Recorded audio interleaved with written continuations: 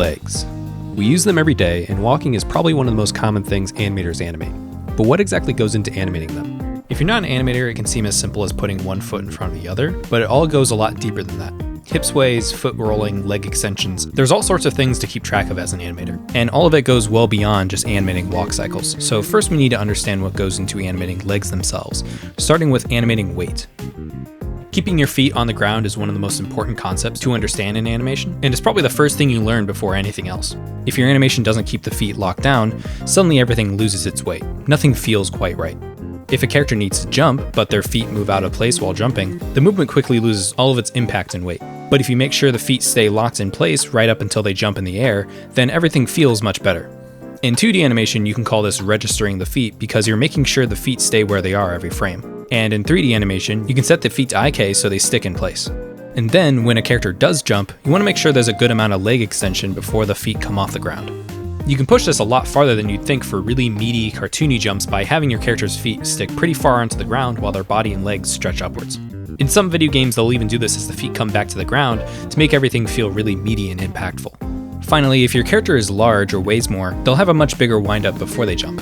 The larger a character is, the slower their movement is going to be in general. All of this communicates weight. By keeping the feet locked to the ground, you're grounding the character in such a way that communicates the weight. Without it, there's no communication. How heavy is this bowling ball if my legs are floating around? Once my feet are locked in place, you suddenly get a sense of how heavy it is. Sometimes you'll see animators cheat the legs by not showing the feet. This is because your brain can fill in the gaps off screen. You sort of naturally imagine the feet staying in place off screen, even though that might not be the case. It's a pretty good way to save time by not animating what's not going to be shown, only suggesting it. Plus it frees up the animator to position the character where they need them best, like Woody here, who's able to tower over Buzz since his feet are off screen. So now that you understand weight, we can start to understand walks. These are sort of the bread and butter of animation, and it's one of my favorite things to animate just because of how much of the character's personality you can pack into a short amount of time. A walk can be boiled down to just a handful of key poses. Contact, down, pass, up, contact. You can get more specific than that, but I think those are the most important poses to understand. Contact is when the foot first meets the ground, specifically at the back of the heel. Usually the front-facing foot is fully extended while the back leg is bent. Down is sort of the recoil after the foot makes contact. The front foot is now totally flat on the ground while the back foot is just barely lifting off. Pass is probably the most awkward looking in a still image because it's mid-walk. The front foot is passing backwards while the back foot is starting to pass forwards. Up is the highest point in the cycle before it repeats. In order to communicate the weight that I was talking about earlier, you really want the body to reach the highest point in the cycle here. Then the body will drop down right when it starts to make contact. Walking is effectively falling forward, but your feet catch yourself each time, and that drop is the fall forward. Finally, we make the next contact. Now the steps repeat for the other leg. Separating walk cycles out into these individual poses makes walks a lot more approachable and easy to understand. Once you start here and have these poses in place, you can start to work in all the little additional details that make walks come alive. For example, let's take a look at the hips.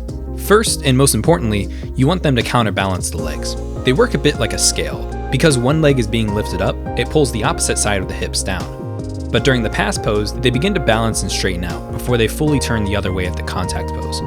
This hip rotation is pretty crucial to nail down, as it balances the character and makes the walk feel much more natural. Afterwards, you can add hip swaying to each side. All characters tend to move their hips from side to side as they walk, but how much the hips move can depend on who they are as a personality. It's also a little easier to wrap your head around it if you imagine the hips making a figure 8 motion as they move and rotate around. The movement of the upper body should be creating an up and down motion, and then you have a side to side motion from the hip swing. That should naturally create a figure 8 as the character goes through a walk cycle. Down further in the legs, you have the feet. Typically, you want the foot to sort of peel off the ground when it lifts. The heel comes first as it's directly attached to the leg, and it rotates around the ball at the front of the foot. This foot roll is an interesting little detail of animation because it's easy to forget, yet if it's missing, it's hard to place what feels off. If you animate without it, legs can feel just a little bit stiff, or they have the same issue as earlier of lifting off the ground weightlessly. Also, you should make sure that the feet move at the same speed until they hit the ground.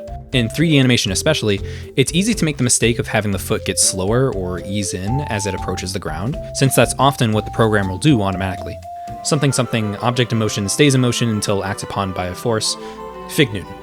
One final detail in walks is the upper body movement.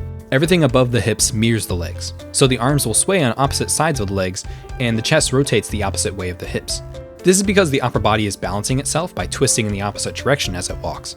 If you try animating with the arms out on the same side as the legs, nothing feels quite right. It's pretty easy to make this mistake, so always make sure your arms are opposite your legs, not on the same side. Alright, so we have the basics of a walk down. Now we can inject some personality into it. One of the easiest ways to communicate personality and emotion is by shifting the center of gravity.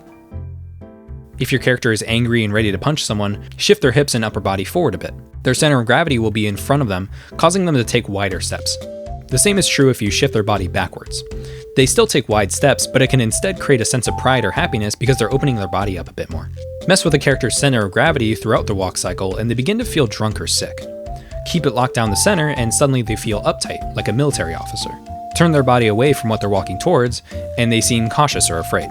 These small changes affect a lot of the personality of a character because of how important a sense of weight is in animation. While body language as a whole communicates personality, the hips are sort of the center of a character's movement, and all movement in a character is grounded at the feet. So when you start to mess with the feet, you begin to mess with the character as a whole. It seems simple, but foot placement can have a lot to do with what emotion and personality your character is conveying. But a lot of different parts of a walk cycle can have just little bits of personality to them. Characters can swing their feet much more widely to create a laid-back nature, and stomp their feet when they're angry. Tiptoeing creates a sense of daintiness or a need to be quiet alongside moving and lifting the feet more slowly. There's just a lot you can do with legs to communicate personality, and I'd be here all day if I went into every little thing about them.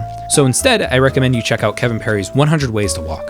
It's a legendary video that pretty much demonstrates everything I just said with far more visuals than I can animate. And Kevin himself is a seasoned stop-motion film animator. It really showcases just how important center of gravity is to animation. So walks are all fine and dandy, but what about running?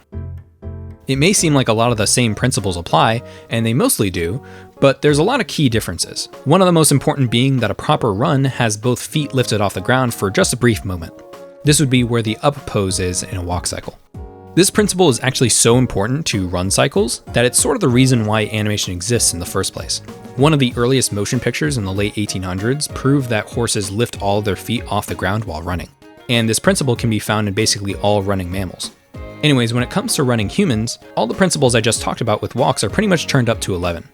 You'll want to separate the feet a lot more, the legs go further back, the body lifts up higher, and the sense of weight is far more important. You really want a big drop in the body at that down pose since you're really launching the character with each step. Since the legs are throwing themselves really far apart from each other, the upper body has to do a lot to balance itself. You'll usually see the arms keeping the body centered and balanced by swinging inward. From a side view, the feet will also create that figure eight again, like the hips. If you track one foot during a run cycle, you'll start to see that figure eight appear. This doesn't apply to walks because they hit the ground more often, but for runs, the feet are launching the body off the ground with each step, so they tend to go higher in the air to create that figure eight motion. Compared to walks, running tends to happen with more intent. While walking happens naturally and people do it without thinking, characters tend to run only when they need to, so you need to account for why the character is running and see if you can convey that emotion in their pose. So we've talked about walking, running, and jumping, but there's one more movement in the legs that we need to cover: standing, because even standing has a little bit of animation to it. You can usually start by having the feet face outwards a bit, and then dropping the hips to bend the knees. This creates a very neutral stance that works for a character standing at rest. If you were animating background characters just standing around without much personality, then this is pretty much all you need. Characters don't tend to keep their feet in one place for very long though. They'll start to shift their balance and weight a bit from side to side, to give one of their feet a short rest. So just like we learned earlier with maintaining the center of gravity, any lean to one side is going to require you to move the foot a little bit to keep the character balanced. Keep repeating this and you'll get a nice idle loop, with the character shifting the balance in their feet as they stand, so they tend to keep alive without physically doing anything. Keep alive is a bigger animation concept we'll get into another day, but this weight shifting is a really important part of it. So what about when a character loses balance? The same rules about center of gravity apply, but this time personality isn't much of a factor. Characters that lose balance tend to react the same way as everyone else. Here you have lots of rapid foot placement changes as a character desperately tries to regain their balance in a panic. It's something the brain does automatically, whether we know it or not. But it's very, very important you try to keep at least one foot on the ground at all times, even during movements like this. Unlike running, where you're basically launching yourself with each step, allowing for both feet to leave the ground at once, at all other times your weight and balance is trying to stay centered. That's only possible when at least one foot is on the ground at a time. Otherwise, if both feet are off the ground and it's not clear why, suddenly their weight, their balance, the center of gravity, all of that doesn't make sense. It's all connected. And you can only communicate all of that when the legs are stable. There's a lot more to legs than in what I can cover here, but I don't want to make things too overwhelming. There's hundreds of different ways to animate walking since it's tied so closely to personality, so it's important that we just start with the fundamentals. Just like the arms video, I think instead you should also check out Richard Williams' Animator Survival Kit because almost half the entire book is on walks. It's not only one of the first things animators learn, but it's also one of the most important, and it's one of the things you'll do the most often. Hopefully this video helps you understand all of it a little better. Thanks for watching.